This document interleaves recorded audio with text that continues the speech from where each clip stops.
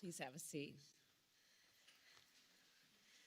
Good afternoon, everyone. Good afternoon.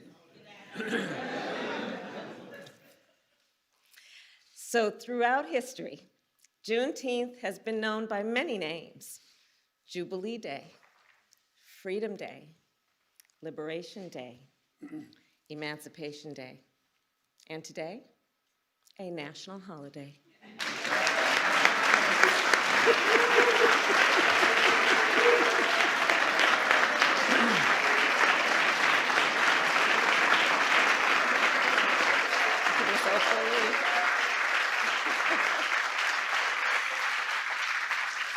And looking out across this room, I see the advocates, the activists, the leaders who have been calling for this day for so long, including the one and only Miss Opal Lee.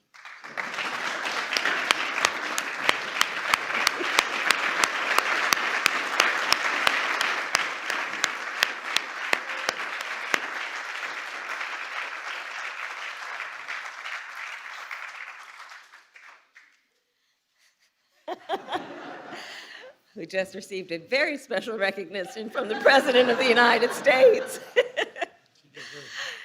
And I see members of Congress, members of the Congressional Black Caucus, members of the United States Senate who passed this bill unanimously. And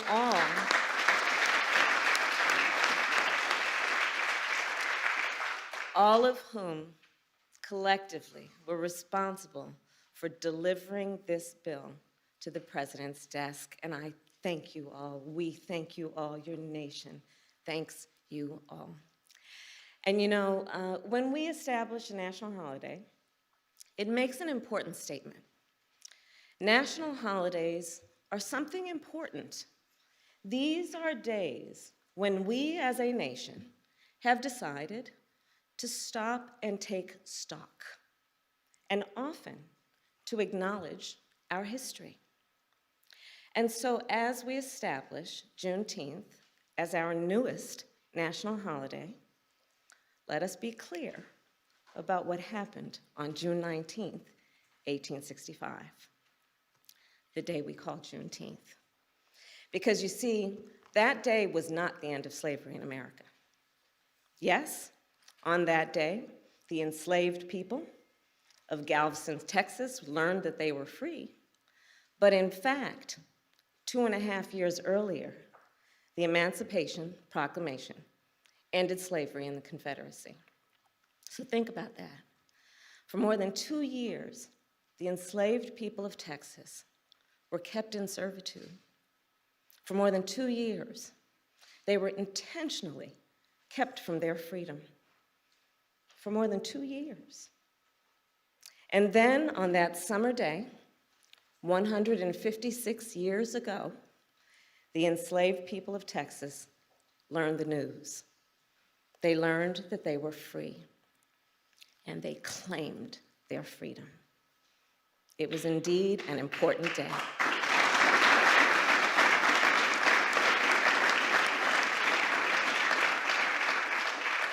And still, let us also remember, that day was not the end of slavery in America. The truth is, it would be 6 more months before the 13th Amendment was ratified, before enslaved people in the South and the North were free. So as we commemorate the history of Juneteenth, as we did just weeks ago with the history of the Tulsa Race Massacre, we must learn from our history, and we must teach our children our history, because it is part of our history as a nation. It is part of American history. So let me end by saying this. We are gathered here in a house built by enslaved people. We are footsteps away from where President Abraham Lincoln signed the Emancipation Proclamation. And we are here to witness President Joe Biden establish Juneteenth as a national holiday. We have come far, and we have far to go, but today is a day of celebration. It is not only a day of pride, it is also a day for us to reaffirm and rededicate ourselves to action. And with that, I say, happy Juneteenth, everybody. And with that, I introduce the President of the United States, Joe Biden.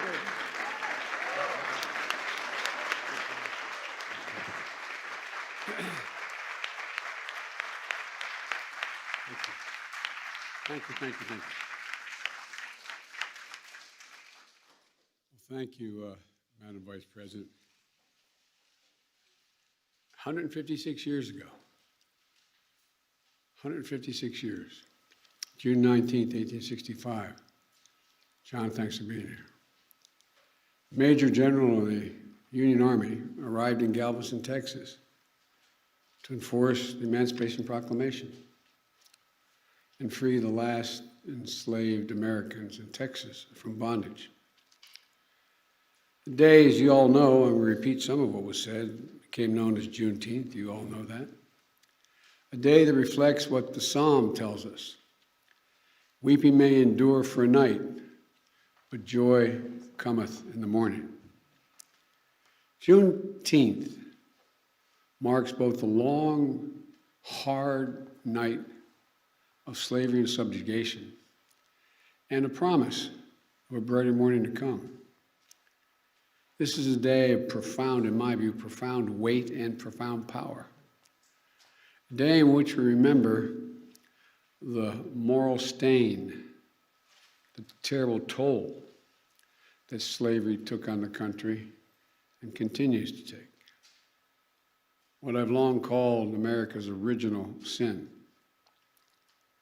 At the same time, I also remember the extraordinary capacity to heal and to hope and to emerge from those painful moments in a bitter, bitter version of ourselves, but to make a better version of ourselves. And today we consecrate Juneteenth for what it ought to be, what it must be, a national holiday. As the Vice President noted, a holiday that will join the others of our national celebrations, our independence, our laborers who built this nation, our servicemen and women who served and died in its defense, and the first new national holiday since the creation of Martin Luther King holiday nearly 4 decades ago. I'm grateful to the members of Congress here today, in particular to the Congressional Black Caucus, who did so much to make this day possible. I'm especially pleased that we showed the nation that we can come together as Democrats and Republicans to commemorate this day with an overwhelming bipartisan support of the Congress. I hope this is the beginning of a change in the way we deal with one another. And we're blessed to mark the day in the presence of Miss Opal Lee. As my mother said, God love her.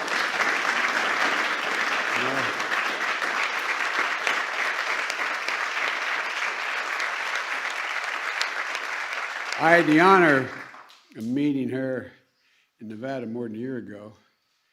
She told me she loved me, and I believed it. I wanted to believe it. Ms. Opal, you're incredible. A daughter of Texas, grandmother of the movement to make Juneteenth a federal holiday. Ms. Opal is, you won't believe it, she's 49 years old. Or 94 years old. But you are an incredible woman, Ms. Opal. You really are. As a child growing up in Texas, she and her family would celebrate Juneteenth. And Juneteenth, 1939, when she was 12 years old, a white mob torched her family home. But such hate never stopped her, any more than it stopped the vast majority of you I'm looking at from this podium. Over the course of decades, she's made it her mission to see that this day came. It was almost a singular mission. She's walked for miles and miles, literally and figuratively, to bring attention to Juneteenth, to make this day possible. I ask once again, we all stand and give her a warm welcome to the White House.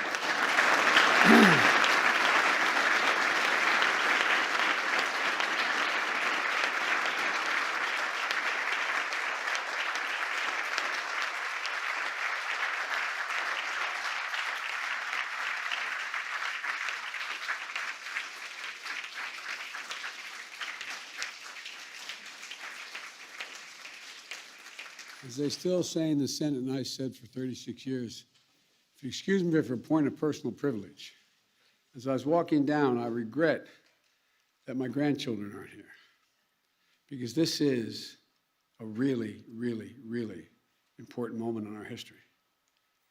By making Juneteenth a federal holiday, all Americans can feel the power of this day and learn from our history and celebrate progress and grapple with the distance we've come, but the distance we have to travel, Jim. You know, I said a few weeks ago, marking the 100th anniversary of the Tulsa Race Massacre, great nations don't ignore their most painful moments. Great nations don't ignore their most painful moments. They don't ignore those moments in the past. They embrace them. Great nations don't walk away. We come to terms with the mistakes we made. And in remembering those moments, we begin to heal and grow stronger. The truth is, it's simply not enough just to commemorate Juneteenth. After all, the emancipation of enslaved Black Americans didn't mark the end of America's work to deliver on the promise of equality. It only marked the beginning. To honor the true meaning of Juneteenth, we have to continue toward that promise, because we've not gotten there yet. The Vice President and I and our entire administration and all of you in this room are committed to doing just that. That's why we've launched an aggressive effort to combat racial discrimination in housing. Finally address the cruel fact that a home owned to this day by a Black American family is usually appraised at a low rate for a similar home owned by a white family in a similar area. That's why we committed to increasing Black home ownership, one of the biggest drivers of generational wealth. That's why we're making it possible for more Black entrepreneurs to access capital, because their ideas is good, they lack the capital to get their fair share of federal contracts so they can begin to build wealth. That's why we're working to give each and every child 3 and 4 years of age, not daycare, but school in a school. That's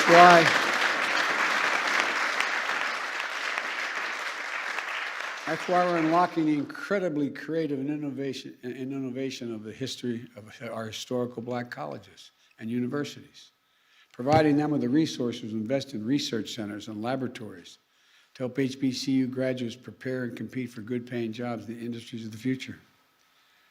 Folks, the promise of equality is not going to be fulfilled until we becomes real in our schools and on our main streets and in our neighborhoods. Our healthcare system, and ensuring that equity is at the heart of our fight against the pandemic.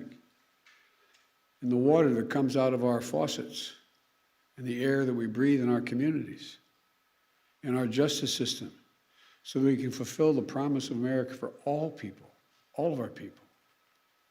And it's not going to be fulfilled so long as the sacred right to vote remains under attack.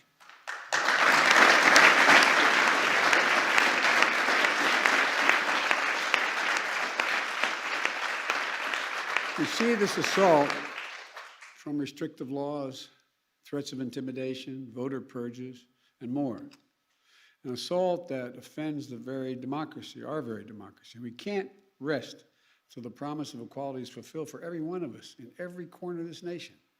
That, to me, is the meaning of Juneteenth. That's what it's about.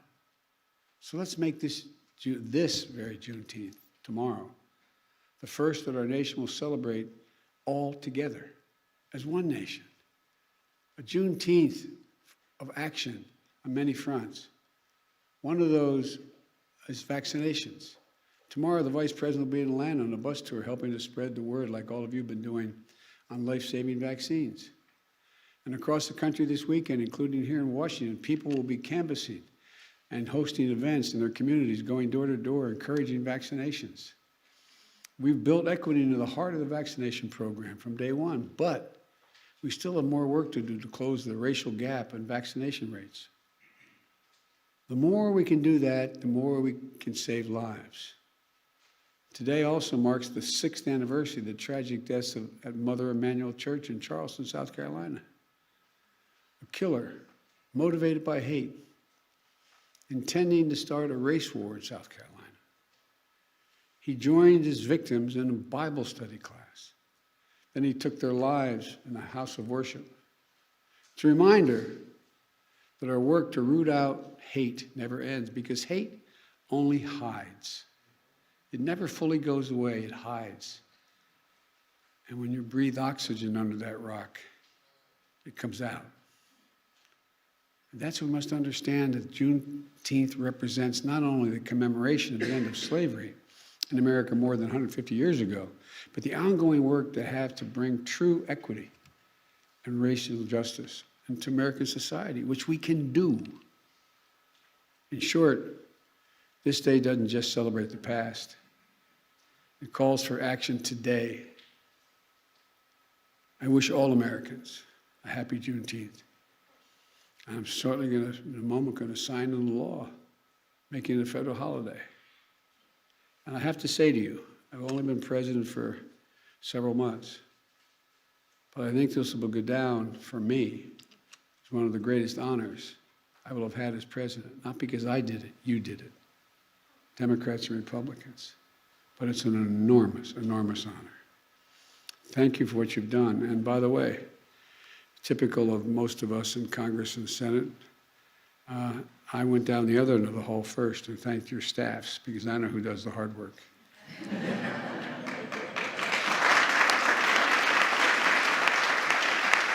No, they're down there.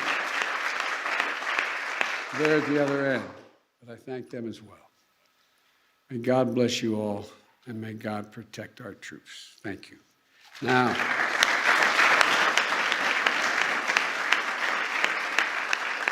I'd like to invite up, while I sign, Senator Tina Smith, Senator Ed Markey, Senator Raphael Warnock, Senator John Cornyn, Whip John Clyburn, Representative Barbara Lee, Representative Danny Davis, Chair Joyce Beatty, and Sheila Jackson Lee, and Miss Opal.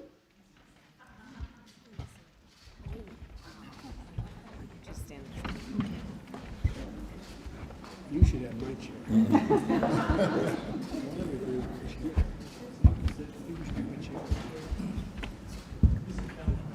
No? Okay. All right.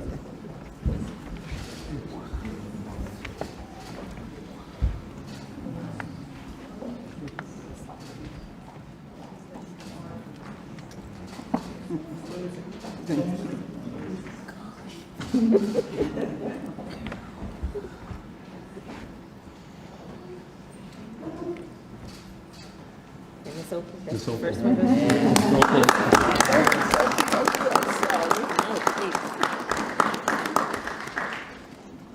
I never understand how Barack did this. You did it good. Gotta make sure.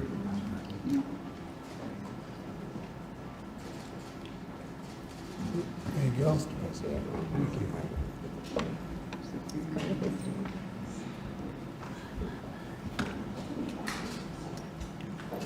Thank you, Mr. President.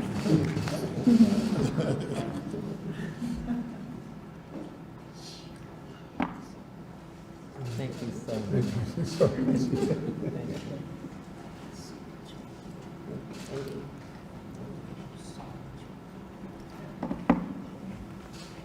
Thank you. I got 3 more. I gotta make them more my name.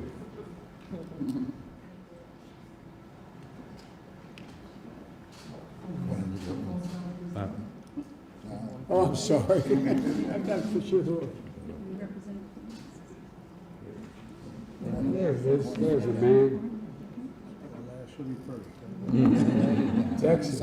Texas. Did anybody else? Dan. Oh, Yeah, okay, man, I'm sorry, man. Congressman Davis. Thank you, man. Thank you. All right.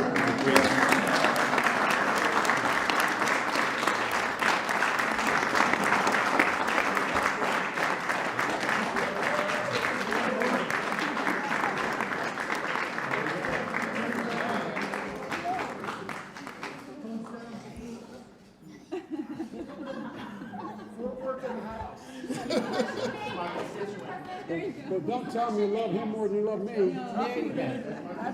That's smart, not today, she said. All right, well, thank you, everybody. Thank you, thank you. It's an honor. It's a very honor.